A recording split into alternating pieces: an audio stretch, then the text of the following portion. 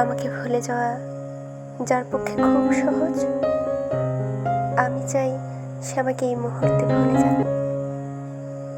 আমার সাথে কথা না বললেও যার কিচ্ছুটি যায় আসে না, আমি চাই তার সাথে আমার আর কখনো কথা না হোক।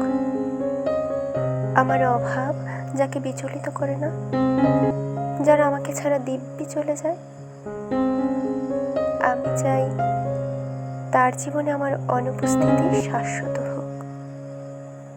আমার অভিমান, আমার কান্না, আমার নির্ঘুম রাত যাকে বিন্দুমাত্র স্পর্শ করতে পারে না, আমি চাই তার আঙুল আর কোনোদিনও আমার আঙুল স্পর্শ না করুক।